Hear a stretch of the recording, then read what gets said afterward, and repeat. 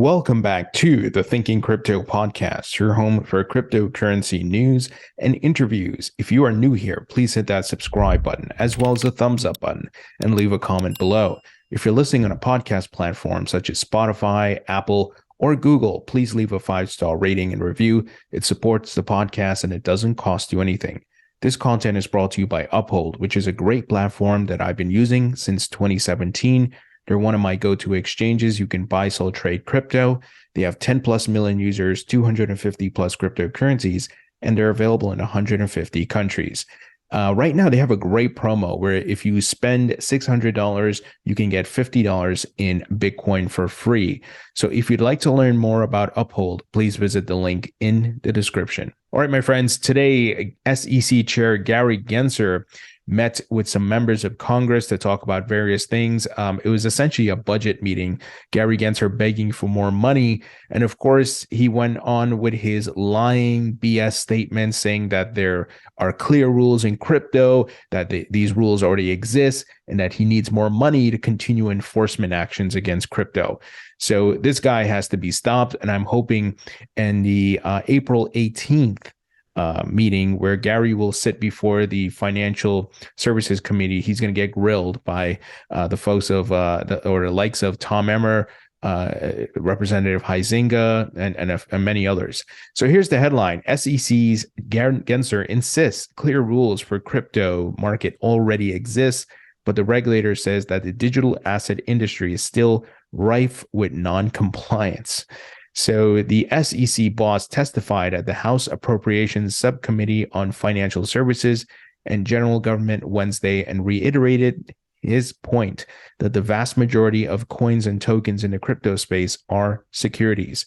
Congressman Sanford Bishop, a Democrat out of Georgia, asked the chairman today if the SEC has any plans to issue a rule to clarify how securities laws apply to digital assets, echoing a common refrain from the crypto industry that has for years called for regulatory clarity. Gensler, in typical form, stuck to his guns that the rules for the crypto could not be clearer. So typical lying Gary Gensler, because here, I'll show you something. Attorney John Deaton called out how the same Gary Gensler in 2018 was making statements that, and this was before he became chair, that there was need for clarity in the crypto market. He said, here's a non-controversial question to ask him on April 18th. If they needed clarity in 2018, as you said, and they didn't get any, how would they know they're not being compliant? Right. So there's no clarity in the market. The Howey test is not made for digital assets and cryptocurrencies, which exists on blockchains, on decentralized blockchains that are distributed globally. We're not talking about orange groves here in Florida. We're talking about blockchains that are, once again, distributed globally, have validators or nodes that are distributed globally. So Gary, of course, knows what's going on here. The whole game is to slow crypto down, roadblock it so the incumbents like the NASDAQs, the BlackRock, the Fidelity can come in and take over. That's what's happening here. And here's Susan Friedman of Ripple. She's had a policy at Ripple. She said, in addition to protecting investors, the SEC's mission is to maintain fair, orderly, and efficient markets and facilitate capital formation. Yet, Chair Gensler notes more than 50% of the SEC staff is devoted to examinations and enforcement. Not hard to see. This math doesn't add up. She continues and says, the SEC's focus on enforcement over clarity is hurting markets, not helping them, and crippling capital formation in the U.S. Here's hoping Congress takes a critical look at this budget request rather than support the SEC's ever-ballooning bureaucracy.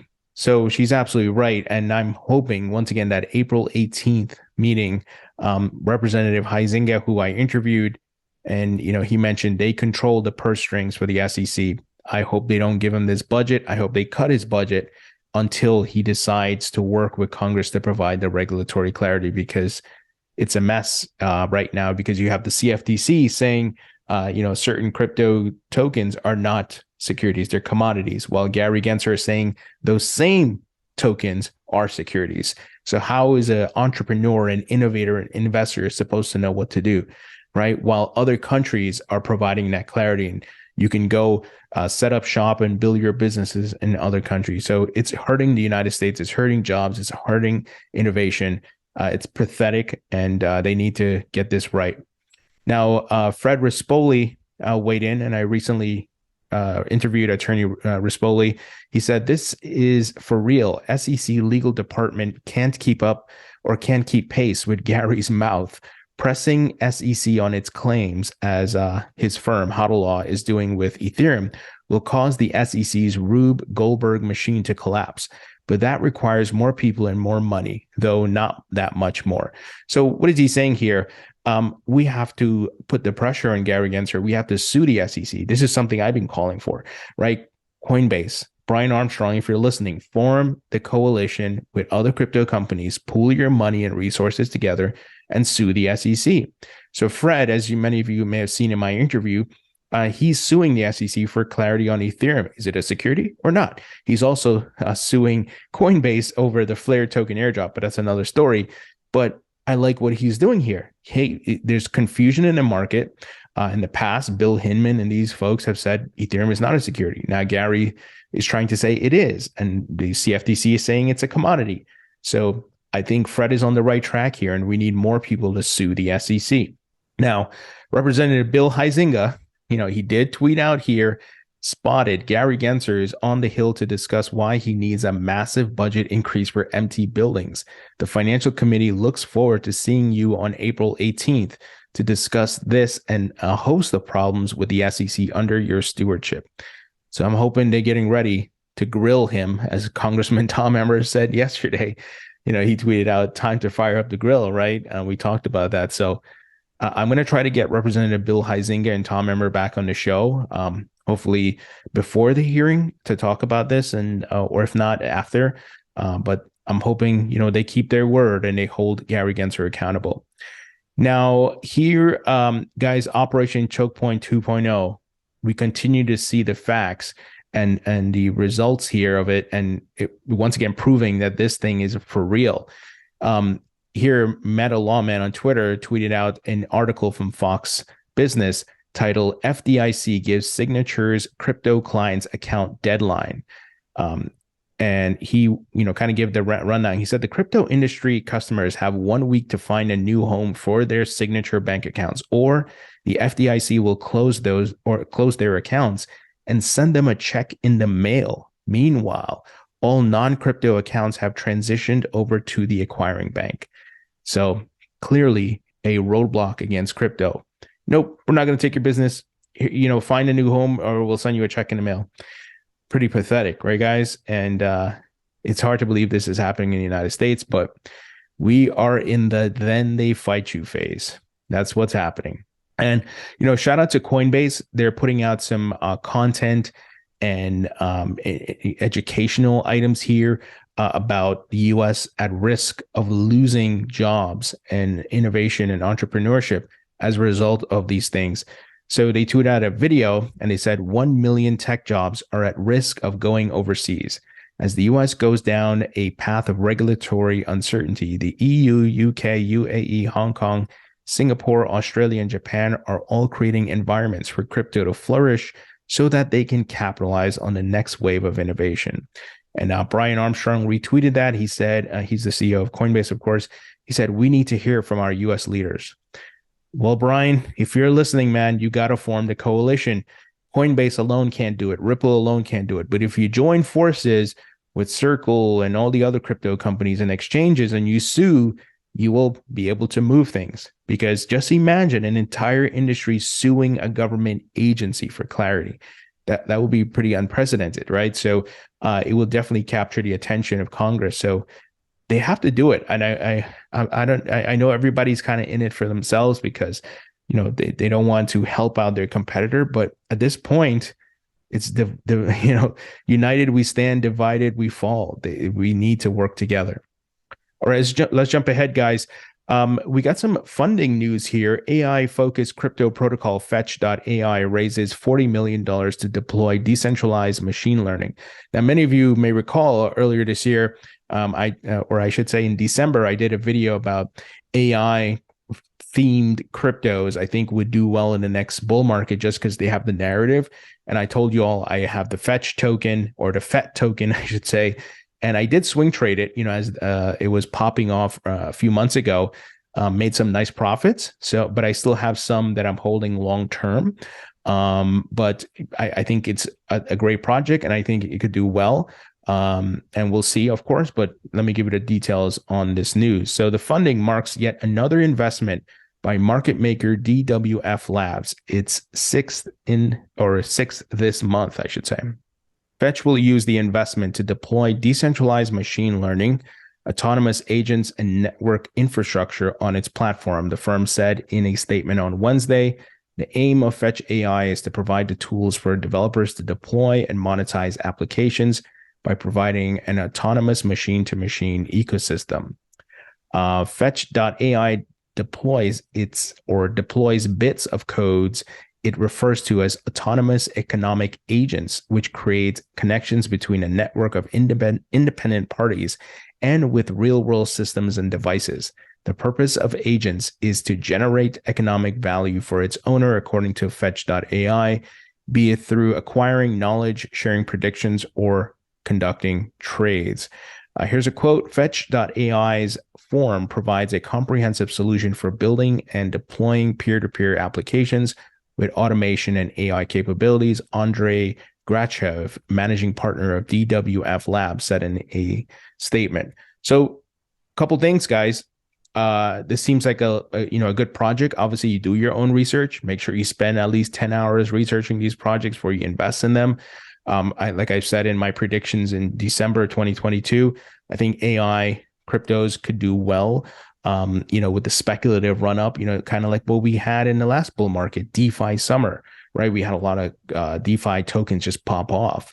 So, and then the other layer to this is companies, crypto projects continue to raise money. This one got $40 million, right? So people are not investing into these projects and these companies to lose money. They want to see a return on their investment. And of course, this tech is the future. Which ones will be the winners? That's the big question. Just like the dot-com boom, right? You had your Googles, your Amazons, your eBays, your PayPals, and so forth in the mix of a lot of bad internet companies.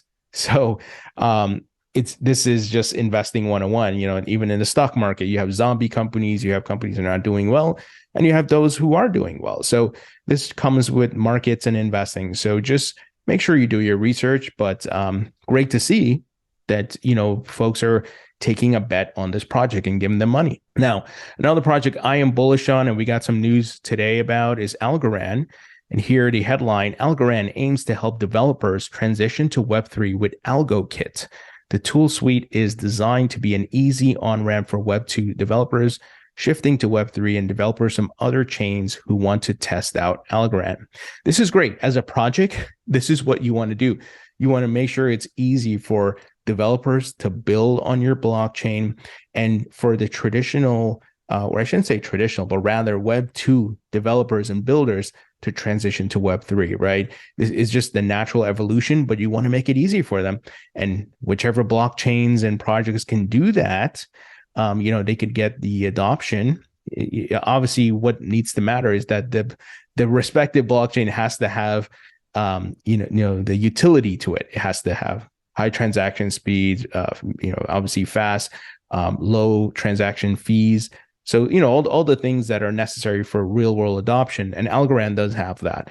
But in addition to that, you got to help bring these builders on board. And I love that they're building a toolkit here. So here's a quote. The AlgoKit brings some of the most desirable Web2 UX features into the Algorand ecosystem, making it extremely easy to onboard and start building on the blockchain quickly, said John Woods, Chief Technology Officer of the Algorand Foundation, in a statement.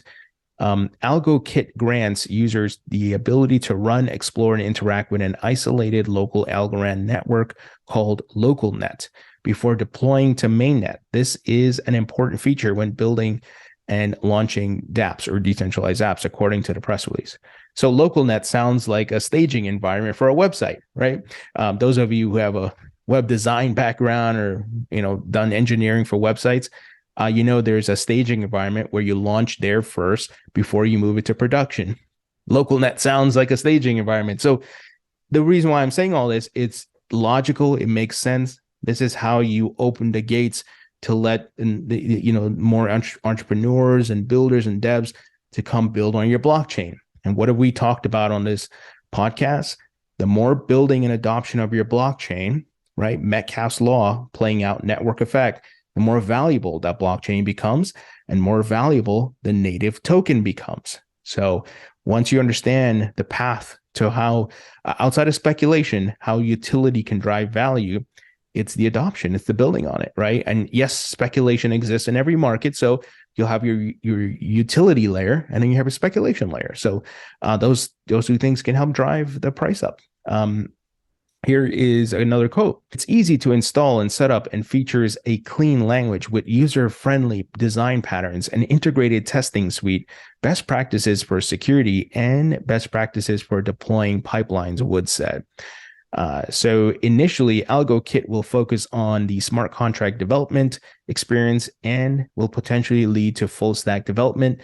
These statements said the tool will also offer templates for users to learn how to start building on Algorand, this statement added. Great work here by the Algorand Foundation team. This is what I want to see. If I'm investing in crypto and I'm being transparent, I want to see things like this, right? I don't want to see, we just launched our token or blockchain, and then you don't hear anything, you don't see any partnerships, you don't see developers there, you don't see the building. You want to see things like this. So this is really great. All right, guys, that's the news. Let me know what you think, and I will talk to you all later.